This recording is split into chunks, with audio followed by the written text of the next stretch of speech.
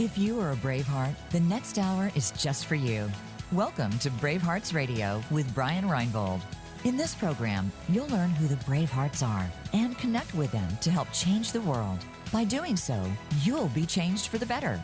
Now, here's your host, Brian Reinbold.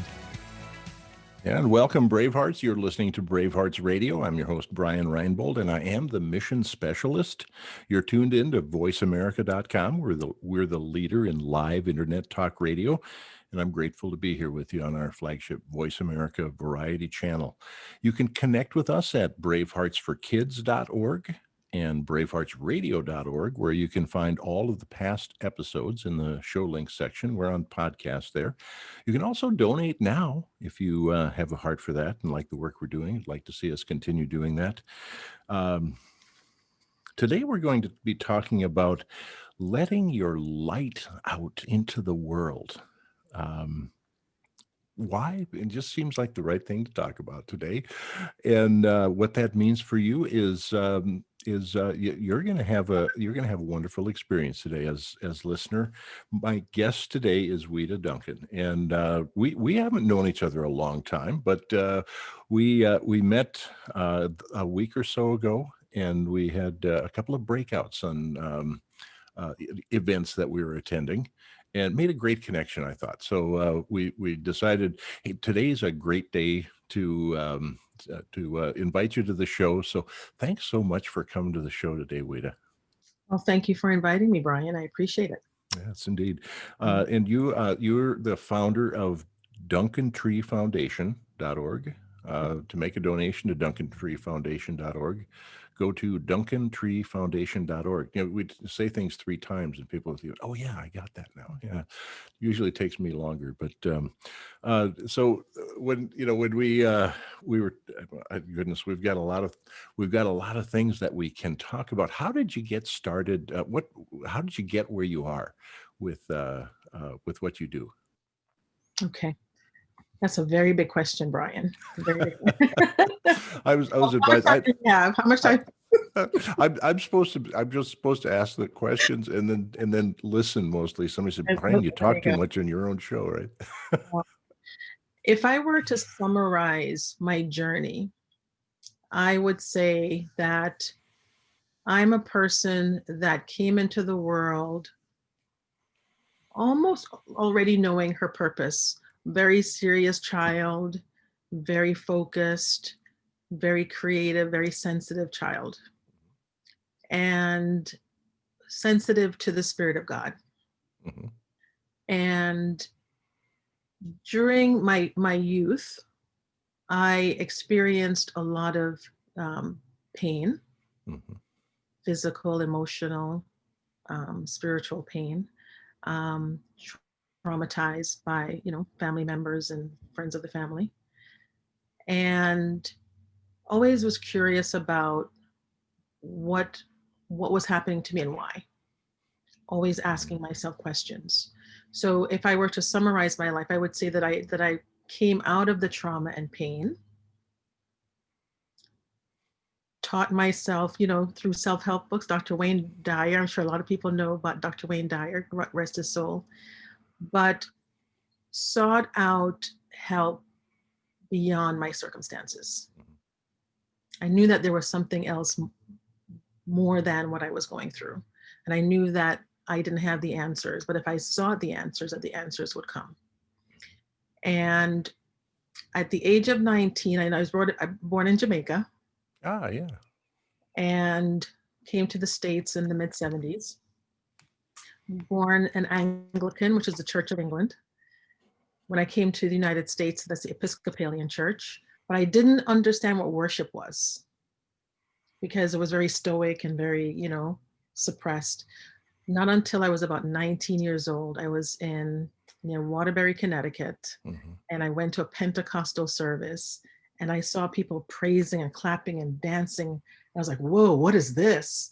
And my heart lit up. Mm-hmm. So it's through my relationship with Christ that I was able to come out of the miry clay, that I was able to build muscles that I didn't even know I had, mm-hmm.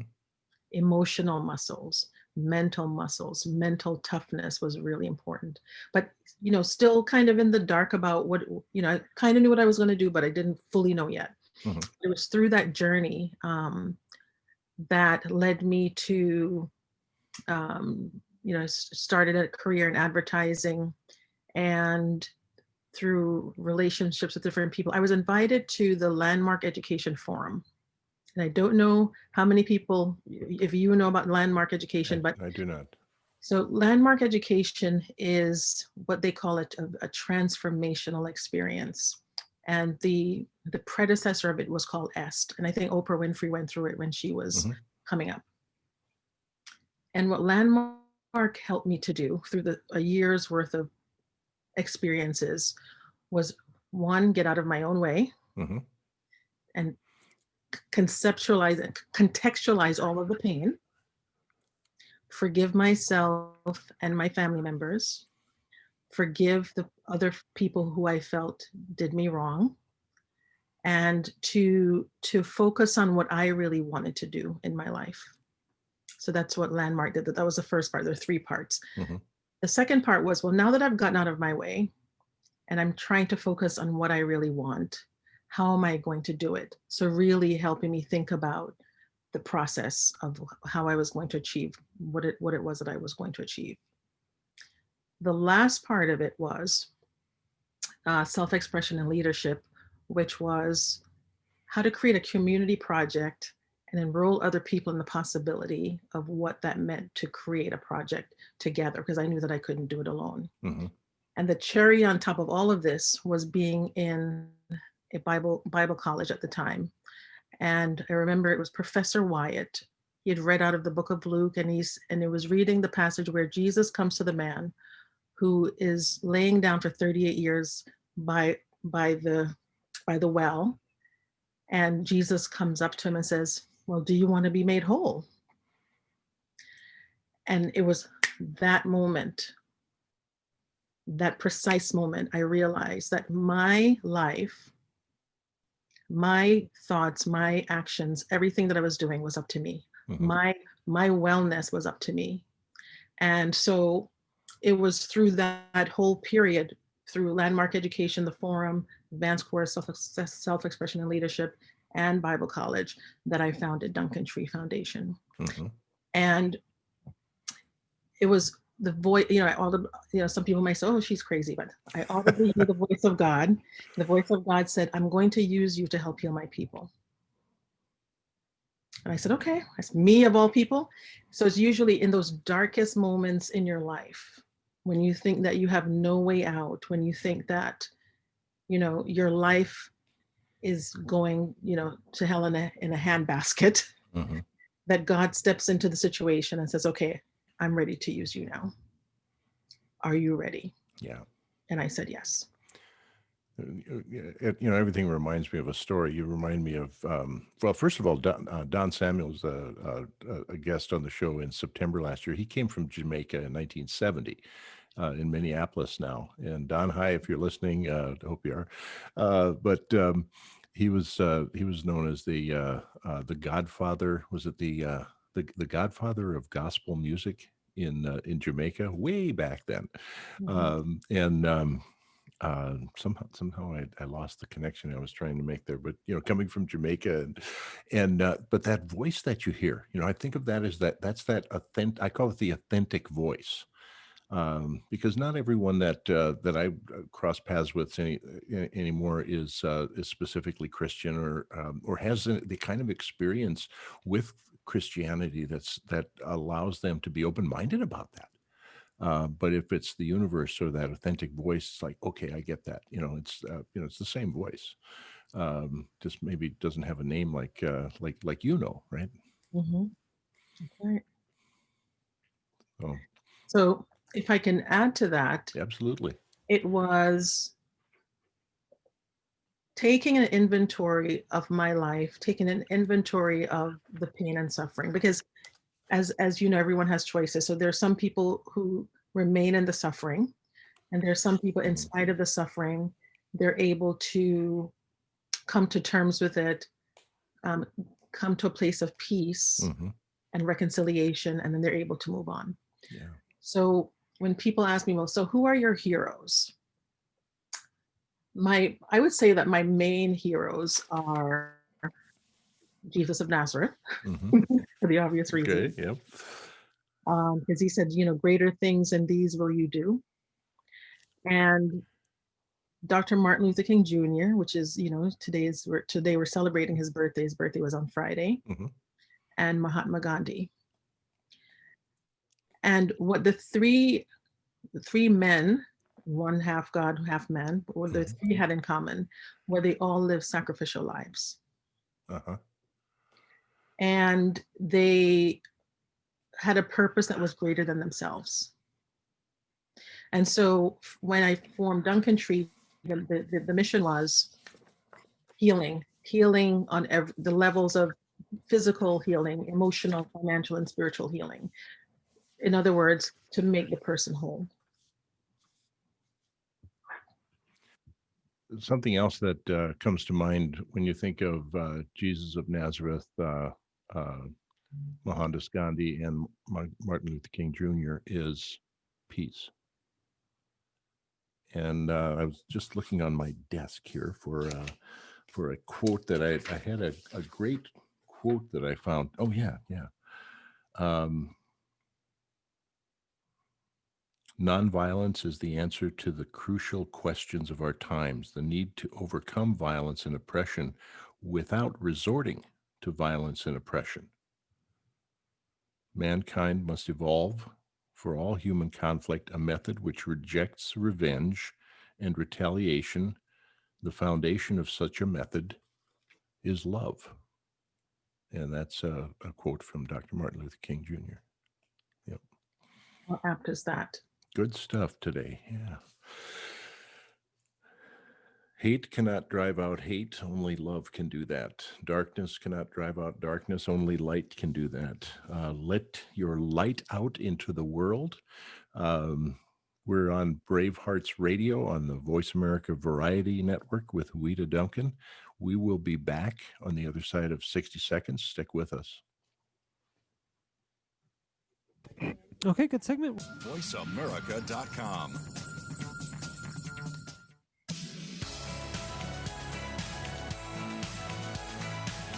You're part of BraveHearts Radio. Call into the program today to 1-866-472-5788. That's 1-866-472-5788.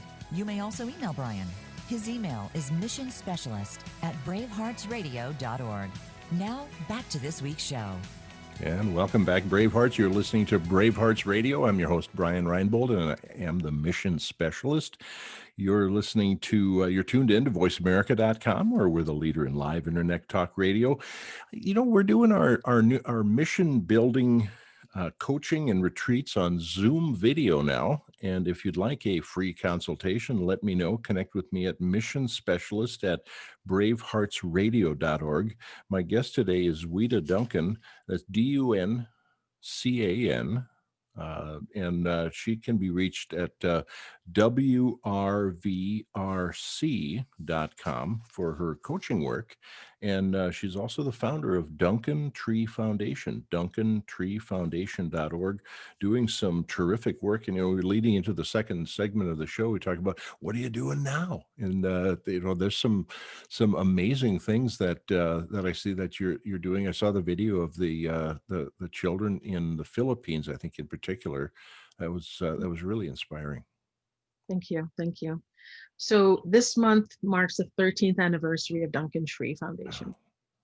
And the last 9 or so years has been dedicated to spine surgery for poor kids. So I call Duncan Tree, what we're doing now, like the Doctors Without Borders for spine surgery. So if anyone out there either has scoliosis or knows someone who has scoliosis or any type of spine deformity, you'll know that it's a rich man's disease. That's what I call it.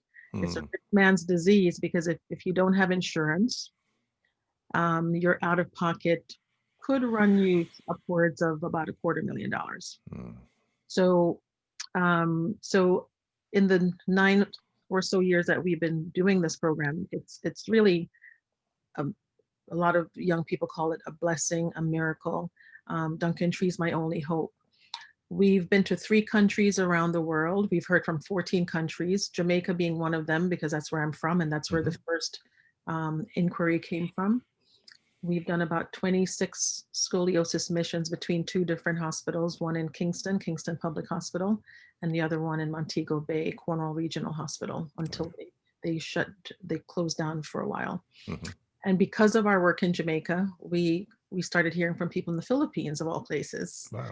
You know, and I recently did my DNA, my ancestry, and it turns out that I have a very small portion of Filipino blood, because Jamaicans are, you know, fairly mixed people. So in addition to all of these things, and we started our mission to the Philippines in 2014, which was 2 years after the Jamaica mission. We did 5 total, and then we did 2 to Trinidad. So altogether, I would say we helped about 179, close to 200 people. Wow. You know, so multiply that by $250,000 each, and we did it for free.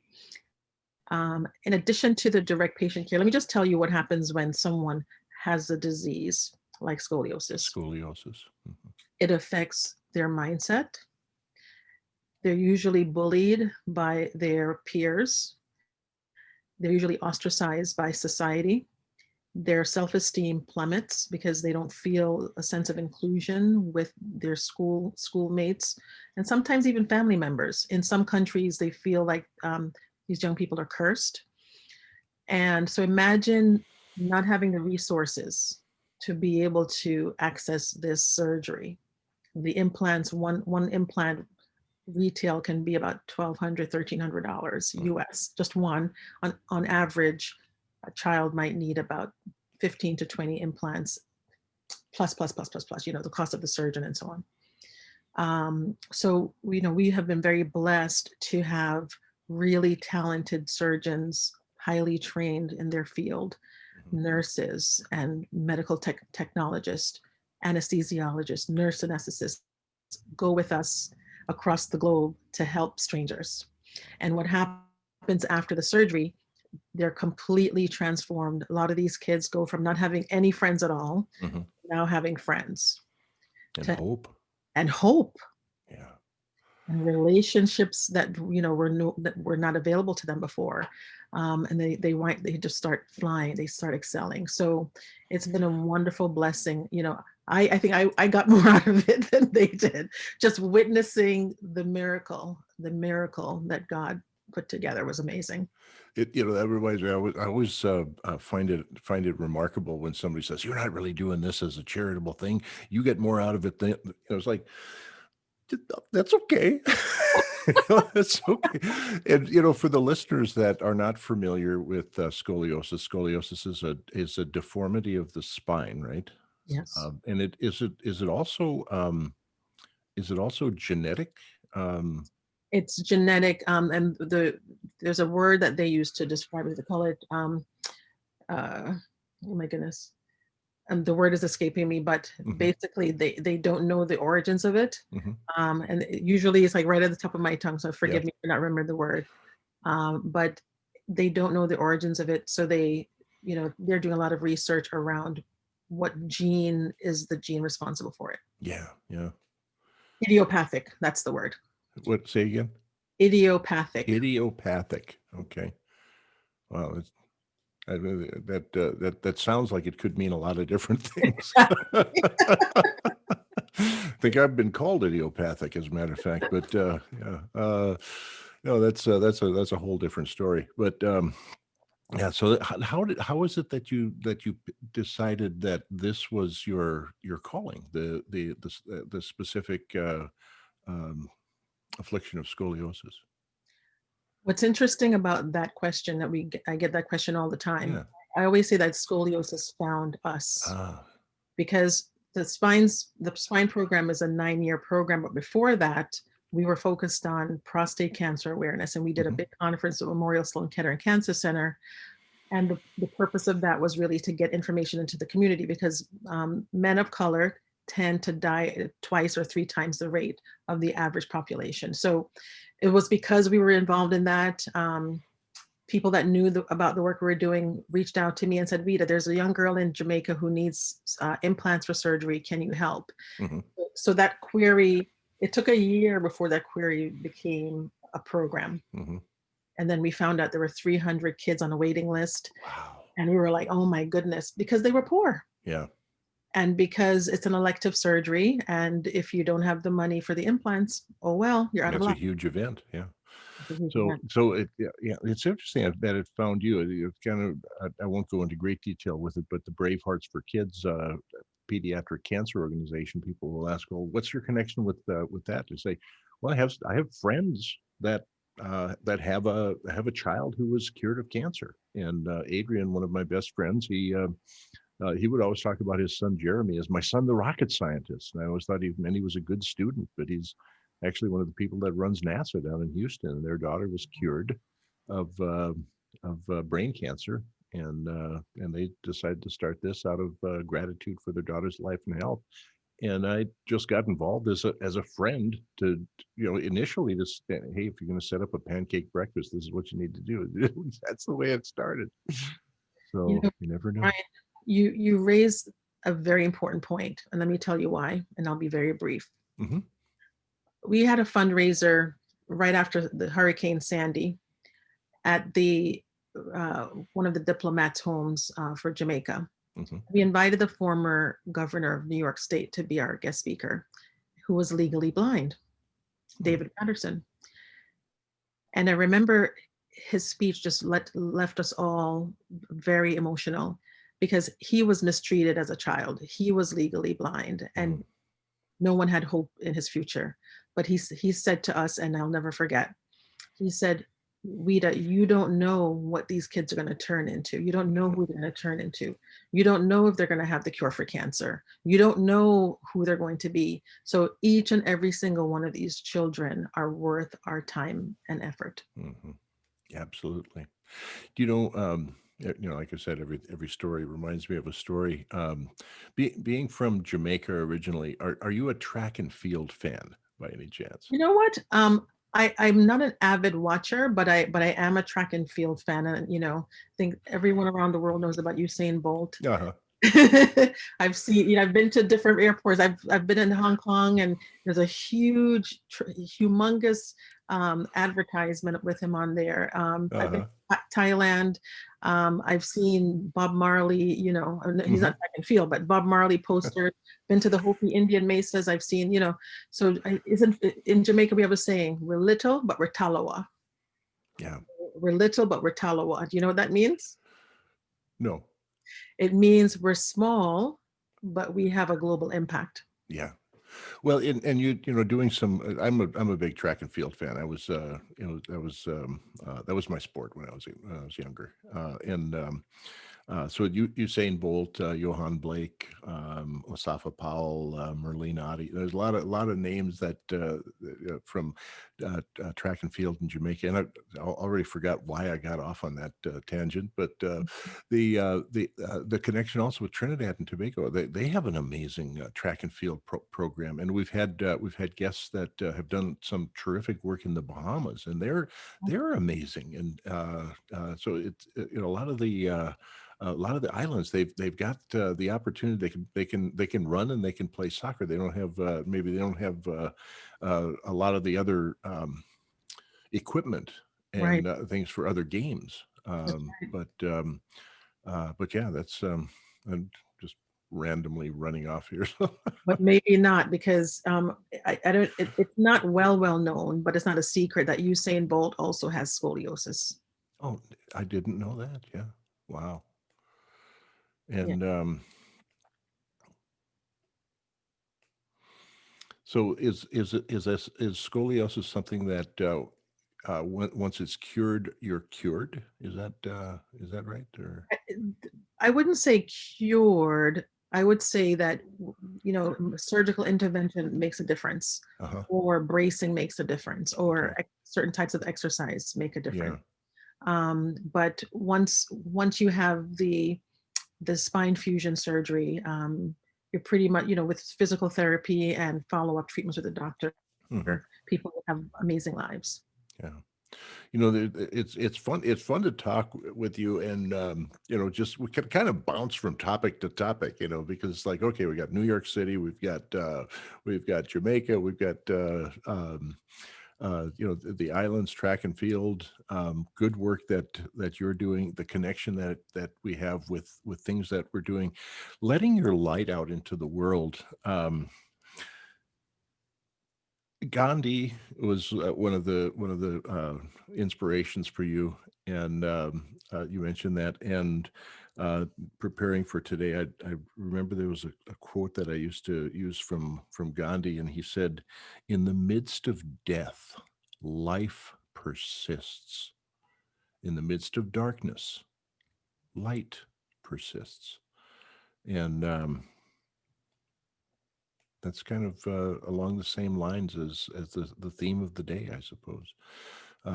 Ouida Duncan, DuncanTreeFoundation.org, WRVRC.com for coaching.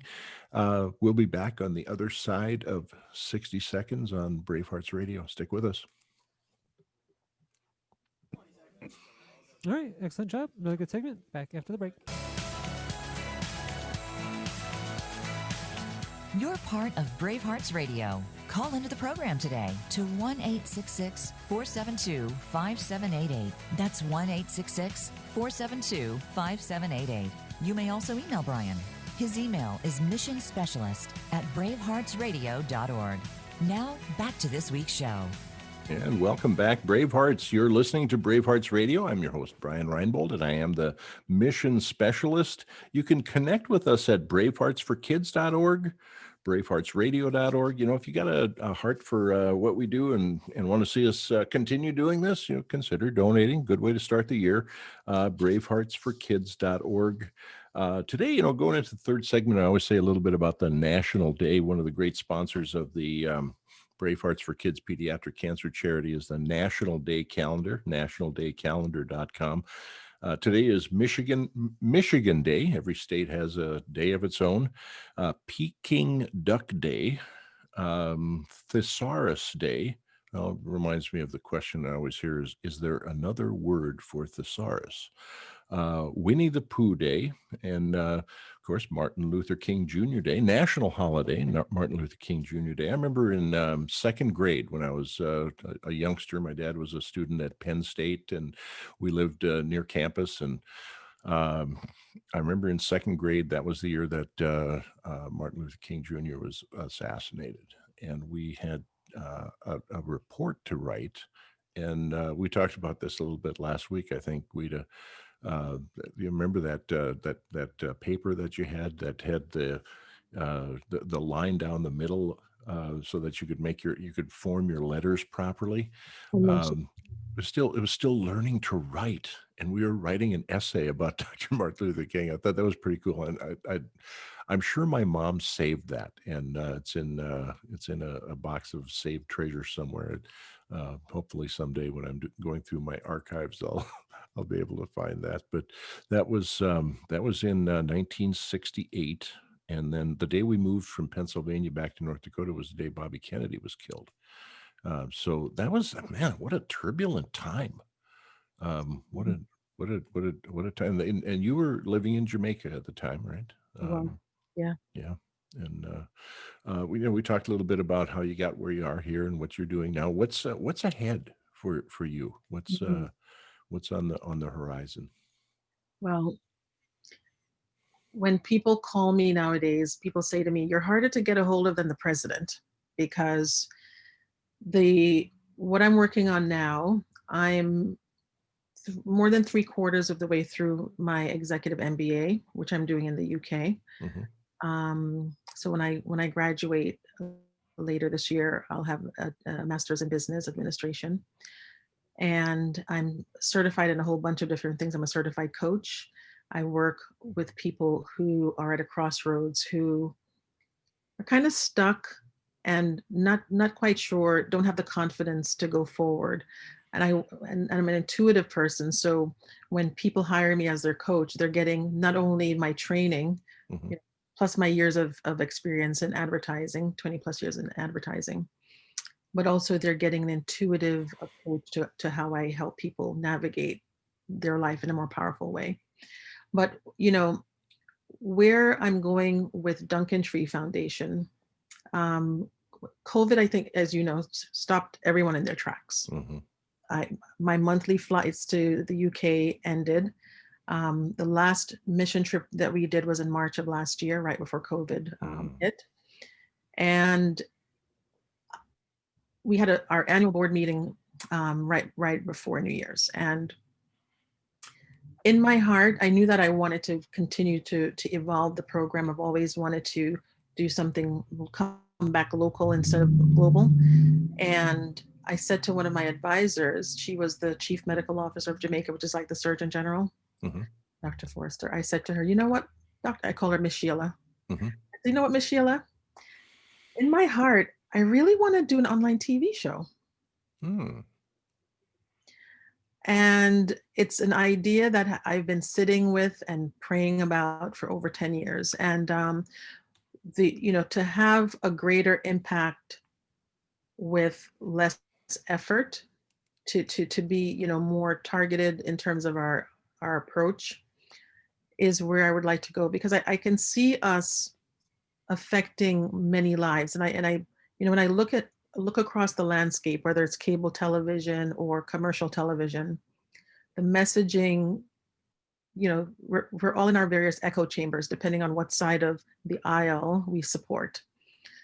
And I would like us to get out of those echo chambers. And you talked about the turbulent times from the 60s, and here we are again in turbulent times. And coming out of that meeting and watching what happened in the Capitol almost 2 weeks ago,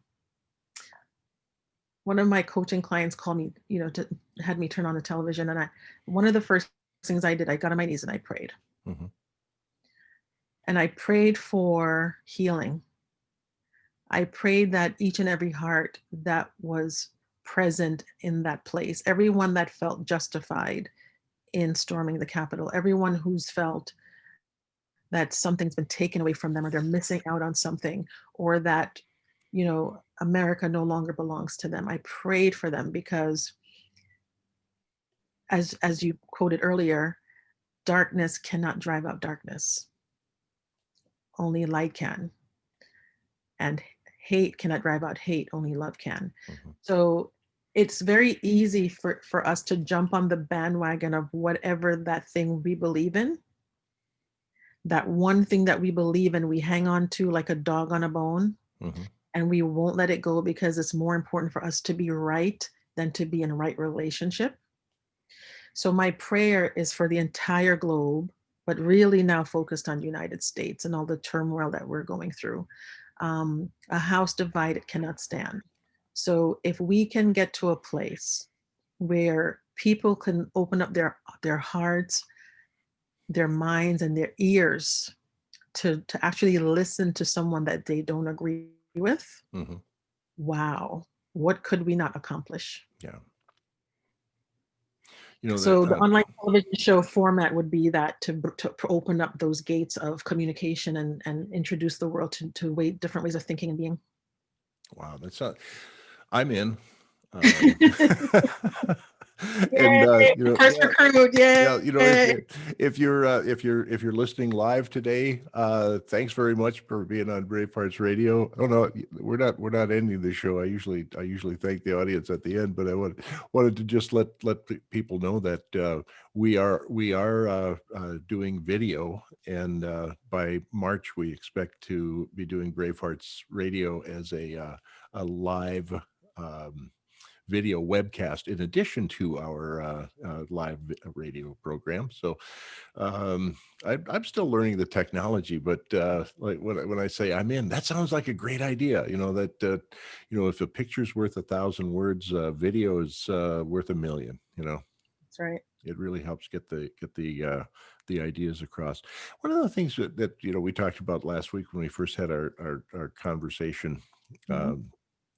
Was the idea that I remember a time when I said I felt the knocking at the door of my heart, And I've heard that in a Christian context before, and usually it's and so I had to open the door and let the Spirit in.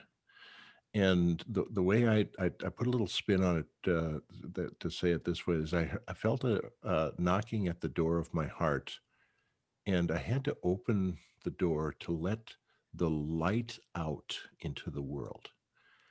And I believe we are meant to be light. We are meant, and with Gandhi comparing life to light and darkness to death, and Martin Luther King Jr. comparing light to love, life, love, and light. We're meant to be that, and we're meant to be that for not just for ourselves, but for everyone that we come in contact with, and to be the mirror for them too. So. Yeah. And you know what? It's not impossible. Nothing is impossible. And, I think if we get back to basics and, if they reintroduce civics education in the school system, and, South Africa had a Truth and Reconciliation Commission because they knew that, racial apartheid was, not working, and they made an effort to eradicate it or to minimize it. And I think as Americans, and I'm an American citizen, because I chose to be one, but we need to get back to a place where we understand what does it really mean to be American. And, we're on the Voice of America. So everyone who's listening today, ask yourself, what does it really mean to be an American? And what does America look like for you? And what do you want it to look like in the future? Mm-hmm. Because we can overcome. And it sounds very cliche, but I believe that with my whole heart. Yeah. I remember in February of 2008, I heard a guy speaking at a political event, and I went to coffee the next day with my buddies from Bismarck, North Dakota. The pretty conservative business crowd, that had coffee at this group, and I said, "This guy can win. He can win. He can win big." And it was Barack Obama. And what he said was, what binds us together is greater than what divides us. And I came to realize later that that's not just as Americans, that's as people. It's human beings. Yeah, because what binds us together is the Spirit. And there is no greater force than that. No. And I don't know if we have time, but I've been so far to 6 continents, and everywhere that I go, I feel connected. And when I say everywhere, that's including Australia, India, Northeastern Africa, South America, everywhere I go. And where there are people who are brown skinned, everyone thinks I'm from that part of the world. Well, we're going to take one more quick break, and we'll come back on a Voice America Variety Channel, BraveHearts Radio, with Ouida Duncan, and we'll talk about we'll finish up with that, some last words, and what we're creating and committing to in the final segment on BraveHearts Radio. Stick with us. We'll be back on the other side of 60. .com.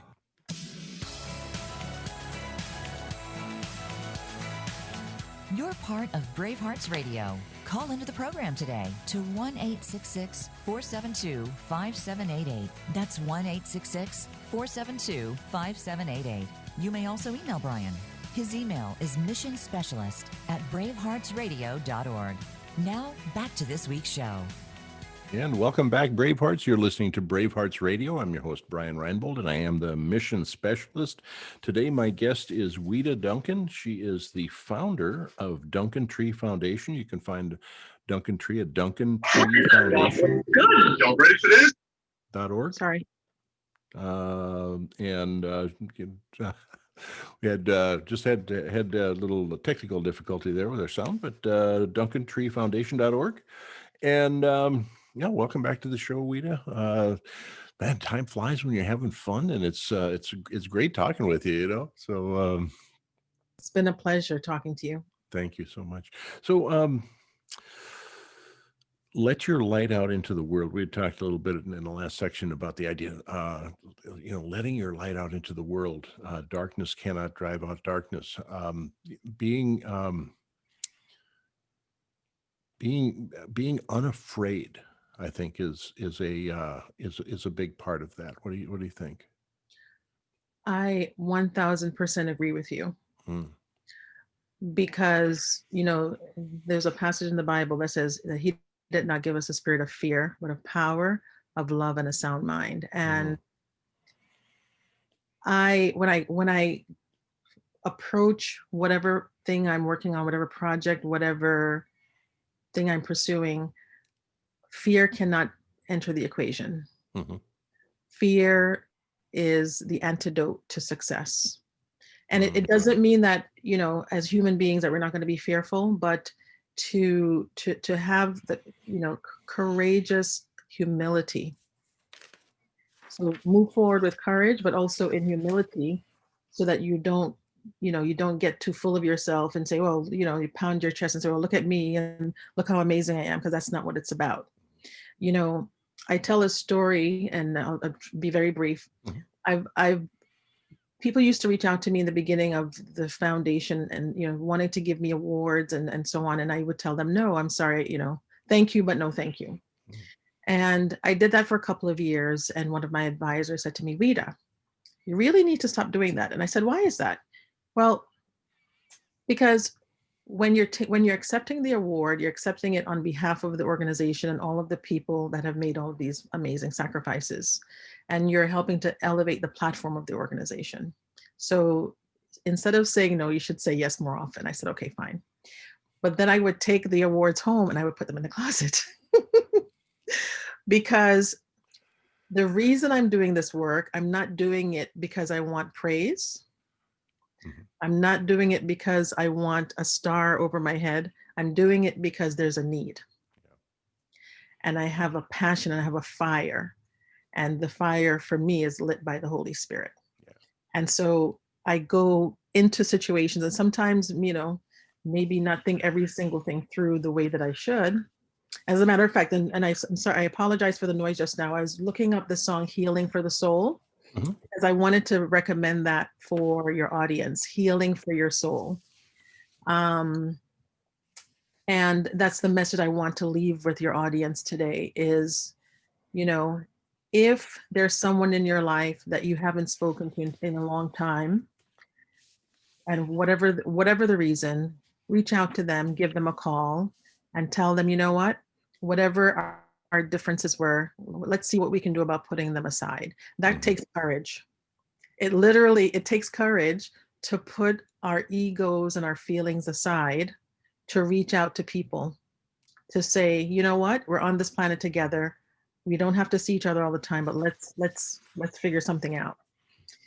If there's someone in your family that you're not talking to because of political differences, I encourage you to reach out to that person and say, you know what, I know how I feel, and you probably feel this way. Well, why don't we talk about it? Why don't we see what the differences are, what the commonalities are, and let's see what we can do about shifting the attitudes within our communities and within our school system. Let's see what we can do to help create legislation that could re-educate us on what it means to be an American. What does it mean to be civic minded? What does it mean, to protect and defend the Constitution, Mhm. United States? So, and also to forgive ourselves, because that's sometimes one of the most difficult things to do, is to forgive yourself for all of your mistakes, because we're very good about beating up on ourselves day in, day out. Oh my God, I didn't do this, I forgot to do that, and I'm supposed to be doing this. And we're bombarded by social media and commercial television and cable television. So, you know, if I were to leave a message with your audience today, take time out, unplug, do a self inventory. It's the beginning of the year, and ask yourself, who am I? What do I want to bring into the world that's going to make a positive impact? And what relationships do I need to mend in order to do that? Oh, it sounds like good stuff. One of the big takeaways for me for the whole year last year was the idea that um, it's okay to be wrong. And I think the idea that one of the big problems that we have in our world is, man, I can't admit that I was wrong. You know, it's okay, but courage is overcoming fear. and that's a it's considered quite a virtue for a reason. It's tough to do. Absolutely. If and the Wizard of Oz surmised that pretty well, right? With the lion, the brave lion. If I only had a heart, and then he was this wimpy lion. Yeah. But we all have, exactly. We all have that lion in us. We all have the Tin Man and the Scarecrow and Dorothy and wanting to go back home. One of my favorite books that I read many years ago by Paulo Coelho is The Alchemist. And I was actually flying to Egypt, landing in Cairo by the pyramids when I finished the book. And the book was basically about how your treasure is in your backyard. Mm-hmm. And your power is within you. And you and I were talking the other day about the kingdom of heaven is within us. Mm-hmm. So Yeah. if I can leave people with that, Tolstoy, yeah. think about that. Think And about Jesus. Yeah. And that's right. Mm-hmm. And Jesus, Mm-hmm. kingdom of heaven is within you. You have a choice. You can live a life of joy and peace, or you can live a life of chaos and destruction. So you get to choose, what life do you want for yourself? Yes, indeed.